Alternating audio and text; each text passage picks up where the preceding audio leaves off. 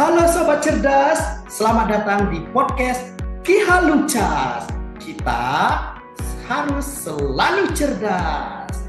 Ruang bincang inspiratif seputar inovasi pemerintahan digital, pelayanan publik modern, dan tentu saja smart governance. Saya Romanda akan menemani kamu dalam obrolan seru yang membahas bagaimana teknologi, data, dan kolaborasi warga membentuk wajah baru pemerintahan masa kini. Nah, Sobat Cerdas, di episode kali ini kita akan kupas tuntas tentang smart governance. Apa itu? Kenapa penting? Dan bagaimana dampaknya buat kita sebagai warga? Mulai dari pelayanan publik yang makin cepat, keterbukaan data, sampai partisipasi aktif masyarakat dalam pengambilan kebijakan. Pokoknya semuanya dikupas tuntas, dan yang gak kalah menarik, kita juga bakal ngobrol nih bareng narasumber keren dari berbagai instansi, khususnya Badan Karantina Indonesia. Tepuk tangan untuk kita semua. Nah, di samping-samping saya ini dan bawah saya sudah ada narasumber kita, keempat narasumber kita. Marilah kita sapa terlebih dahulu. Untuk yang pertama, Mbak Berliana Sagita. Halo Mbak, bisa open mic? Halo Mas. Ya, sehat ya? Nah, Sehat, Alhamdulillah. oke. Kemudian juga ada Mas Mahfud Arif Julianto. Halo Mas Mahfud. Halo Mas Romanda. Oke. Kemudian narasumber selanjutnya adalah Mbak Firma Sari Anggita. Halo Mbak. Halo Mas. Ya. Dan yang terakhir adalah Mbak Dea Ardina Kristamayanti. Halo Mbak Dea. Halo Mas Wanda. Ya, oke Sobat Cerdas. Keempat narasumber kita ini adalah semuanya dari Badan Karantina Indonesia, di mana Mbak Berliana Sagita, Mbak Firma, dan Mbak Dea adalah seorang dokter hewan karantina ahli pertama, dan Mas Mahfud Arif Julianto adalah analisis perkarantinaan tumbuhan. Oke, siap jadi warga cerdas yang kritis dan aktif? Yuk kita mulai obrolannya. Nah, ngomong-ngomong nih mengenai mewujudkan smart governance, pasti kita tidak luput dari pro dan kontra. Dalam artian ini, pasti ada yang namanya good practice dan bad practice. Oke, pertama, kita mulai dari contoh praktik yang baik ya, atau good practice yang ada di instansi pemerintahan, khususnya di Badan Karantina Indonesia. Sekarang saya akan beralih ke Mas Mahfud nih. Mas Mahfud, boleh dijelaskan nggak Mas, satu saja praktik yang cukup menonjol? Monggo. Oke Mas, saya coba jelaskan sedikit ya Mas. Kalau kita bicara smart governance nih Mas, saya langsung kepikiran sama satu platform dari Badan Karantina. Apa itu Mas? Yaitu Bestras. Platform ini tuh benar-benar jadi contoh good practice yang berhasil menjawab tantangan layanan publik berbasis digital. Bestras ini bukan cuma mempercepat layanan karantina, tapi juga memastikan transparansi dan efisiensi. Mulai dari pendaftaran layanan, input dokumen, sampai pelacakan status permohonan. Semua bisa diakses daring oleh pengguna jasa, Mas.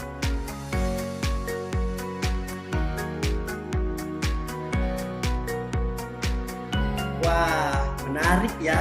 Artinya sistem ini itu sudah jauh dari cara-cara manual yang kadang lambat dan rawan salah input. Menurut Mas Mahfud, apa yang bikin Bestras ini bisa sustain dan berhasil diterapkan? Jadi Mas, sebenarnya itu kuncinya satu Mas. Apa itu Mas? Yaitu integrasi antar unit dan komitmen pimpinan. Sistem ini itu tidak bisa berdiri sendiri. Jadi perlu sinergi yang kuat, termasuk pelatihan agar pegawai bisa menggunakan aplikasinya secara optimal. Dan jangan lupa nih Mas, Bestras juga mencerminkan karakter smart ASN, yaitu ASN yang adaptif, melek digital, dan juga bisa berkolaborasi. Jadi bukan cuma aplikasinya aja yang harus smart, tapi juga manusianya harus siap dalam menghadapi perubahan digital. Iya, dan itu sejalan banget dengan nilai ASN berakhlak nih, terutama di aspek kompeten dan akuntabel. Nah, ini Mas, selain dari sisi pelayanan nih, oke. Sekarang saya beralih nih ke Mbak Anggi ya. Mbak Anggi, apa saja sih Mbak good practice lain di bidang pengembangan SDM nih? Nah, monggo Mbak. Oke Mas, kalau good practice lain di bidang pengembangan SDM itu ada namanya Lentera Q. Nah, Lentera Q ini merupakan platform pembelajaran digital yang dikembangkan untuk mendukung peningkatan kompetensi ASN karantina. Nah, di Lentera Q ini materinya itu cukup luas, cukup lengkap, mulai dari pengembangan teknis sampai kepemimpinan. Dan dengan Lentera Q ini, pengembangan SDM jadi lebih fleksibel. ASN bisa belajar mandiri sesuai kebutuhannya. Ini sesuai prinsip dari manajemen ASN berbasis merit, yakni pengembangan karir berdasarkan kompetensi dan potensi. Begitu, Mas. Oh, jadi tidak ada lagi nih alasan nunggu diklat konvensional yang lama banget atau terbatas kuotanya ya Mbak ya? Iya, benar banget Mas. Bahkan, pimpinan bisa langsung pantau progres pelatihan ASN secara real time. Hal ini memperkuat sistem monitoring dan juga membantu dalam proses talent mapping. Intinya, Best Trust dan Lentera Q ini menjadi bukti bahwa inovasi itu bukan dari alatnya saja, tetapi juga tentang budaya kerja dan orientasi pelayanan. Jadi, kita sebagai ASN harapannya bukan hanya bekerja saja, tetapi kita juga harus terus berkembang. Apalagi nih, perkembangan zaman semakin pesat. Itu saja sih Mas dari saya. Oke, dan itu jadi fondasi penting untuk mewujudkan smart governance yang sesungguhnya. Betul itu ya Mbak Anggi ya? Oke. Iya, benar banget Mas. Iya, luar biasa sekali. Jadi kita bisa simpulkan bahwa praktik-praktik ini itu layak banget dijadikan contoh dan bahkan direplikasikan ke instansi lain nih Sobat Cerdas. Ya. Nah, kalau ngomong-ngomong good practice kan kita sudah tahu nih. Nah, dari penjelasan dari Mas Mahfud dan Mbak Anggi tadi, sekarang kita beralih ke bad practice. Nah, kira-kira nih contohnya apa sih dari bad practice ini? Nah, oke, sekarang saya akan ke Mbak Dea. Halo Mbak Dea. Halo. Nah, oke, Mbak Dea, mungkin bisa di-share Mbak ke kita beberapa contoh kasus yang mencerminkan perilaku yang kurang baik. Oke, Mas Rombanda. Nah, ngomong-ngomong tentang bad practice, kebetulan nih hasil riset saya untuk bad practice yang dilakukan di ASN Garansi ini nggak ada. Jadi hal ini saya ambil contoh dari instansi lain ya. Nah, jadi saya ada menemukan satu kasus yang melibatkan ASN di Majene, Sulawesi Barat. Di mana kasusnya ini berupa pungli dari dana BOS sebanyak 38 juta.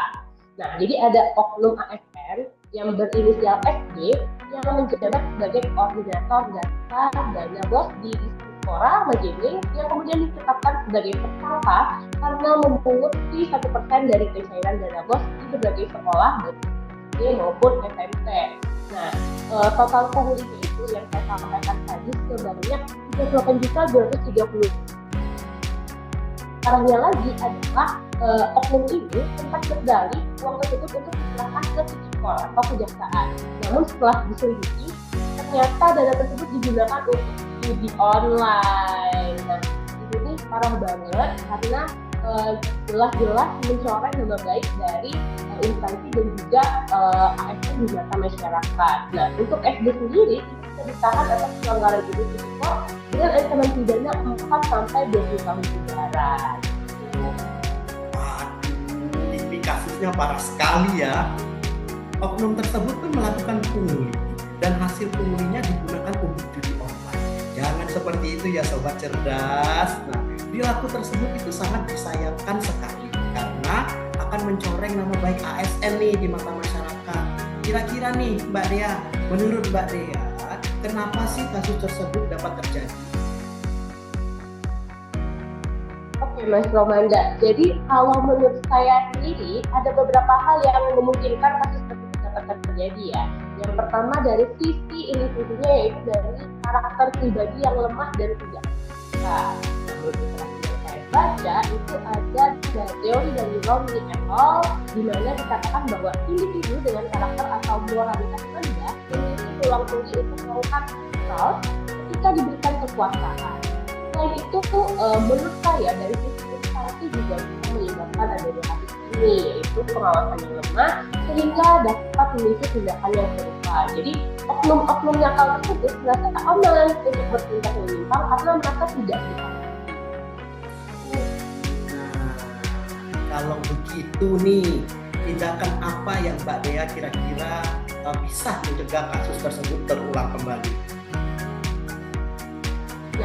Nah, telusur dari penyebabnya, ada beberapa hal yang dapat dilakukan untuk mencegah kasus tersebut dapat terjadi. Yang pertama dari sisi individu, ini perlu adanya pendampingan dan juga bimbingan karakter, atau bisa juga pelatihan integritas dan nilai-nilai etika. Hal ini bisa membuat setiap ASN dapat semakin mengerti pentingnya integritas dalam menjalankan tugas, serta menyadari konsekuensi jangka panjang jika mereka melakukan tindakan-tindakan tersebut. Nah, kalau untuk dari sisi instansi, sepertinya perlu adanya pengawasan lebih ketat lagi dan juga dilakukan audit internal secara rutin sehingga dapat diketahui distribusi atau penggunaan aliran dana tersebut. Wah, jadi memang untuk pencegahan perlu adanya improvement ya Mbak ya, baik dari individu ASN-nya sendiri maupun dari instansinya juga. Nah, kalau untuk alternatif cara menghindarinya seperti apa nih menurut Mbak Dea? Nah, untuk menghindari timbulnya kasus penyimpangan, khususnya tindakan pungli ya Mas, ini mungkin bisa dilakukan dengan adanya penguatan pengawasan internal dan juga sistem pelaporan, sehingga oknum yang berpikir bahwa tindakannya pasti akan ketahuan dan ada sanksi hukum yang akan menunggu. Nah, selain itu, penyelenggaraan harus dilakukan berdasarkan sistem merit dengan tujuannya adalah untuk menciptakan birokrasi yang profesional, efisien, dan juga transparan. Baik Mbak Dea, jadi memang perlu sekali ya dilakukan peningkatan pengawasan di internal instansi untuk menghindari perilaku menyimpang yang tentunya akan memberikan kerugian nih bagi negara ini. Lalu untuk Mbak Gita nih, oke, terima kasih ya Mbak Dea ya, oke, penjelasannya sangat luar biasa sekali. Nah, sekarang saya beralih ke Mbak Gita nih, kira-kira nih Mbak, apalagi sih bad practice yang Mbak temui? Silakan Mbak. Ya baik Mas, kalau dari saya sendiri itu ada satu kasus yang mau saya angkat, di mana mungkin kasus ini barangkali kita pernah mempunyai pengalaman yang sama. Kita bisa menyaksikan video berikut kali ya Mas. Baiklah, mari kita saksikan bersama video berikut. Pegawai ASN Puskesmas Tanjung Marulak, Kota Tebing Tinggi, Sumatera Utara yang viral karena menolak pasien BPJS dicopot dari jabatannya. Pasien BPJS ditolak karena tidak membawa kartu BPJS. Kepala kau lah. Oh iya. Enak aja kau bilang kepala kau. Siapa kali upaya bapak, ha? Pegawai Puskesmas Tanjung Mulia Tebing Tinggi Sumatera Utara ini marah-marah menolak melayani pasien yang tidak membawa kartu BPJS. Peristiwa terjadi saat salah satu pasien, Abdullah, mendatangi loket pendaftaran. Namun pasien hanya membawa kartu tanda penduduk dan kartu kunjungan. Kemudian petugas puskesmas menolak karena Abdullah tidak membawa kartu BPJS. Adu mulut terjadi saat Abdullah meminta agar pegawai puskesmas tetap mengizinkannya untuk mendaftar berobat. Usai viral, aparatur sipil negara tersebut dicopot dari jabatannya. SOP puskesmas sudah terakreditasi, biasanya itu sudah ada di loket, itu sudah tertera apa yang harus dibawa oleh pasien untuk berobat. Jadi ini adalah miskomunikasi kalau boleh saya bilang. Warga berharap agar kasus ini menjadi kasus terakhir. Seluruh warga Kota Tebing Tinggi sudah dijamin pengobatannya oleh pemerintah kota. SOP-nya cukup jelas dan tidak ada kata penolakan. Dari Kota Tebing Tinggi, Sumatera Utara, Abdullah Sani Hasibuan melaporkan. Baik, mari kita ulas video singkat tadi, di mana kejadian ini viral di Tebing Tinggi, Sumatera Utara, di mana tadi kita lihat seorang pegawai ASN yang menolak untuk melayani pasien karena pasiennya tidak membawa kartu BPJS. Nah, dari video tersebut terlihat pegawai itu bersikap sangat emosional, bahkan sampai membanting pensil kan. Sehingga kasus ini viral di media sosial dan menuai banyak kritikan. Nah, di mana pada akhirnya pegawai tersebut dicopot dari jabatannya dan saat ini sedang dalam pembinaan. Waduh, ini sangat disayangkan sekali ya. Untung itu pensil yang dibanting ya. Kalau banting pintu itu mungkin dia udah diberhentikan jadi ASN, betul ya. Padahal kan kita ketahui ya, pelayanan publik itu seharusnya berorientasi pada kebutuhan masyarakat. Nah, menurut Mbak Gita, kenapa sih hal ini itu bisa terjadi, Mbak?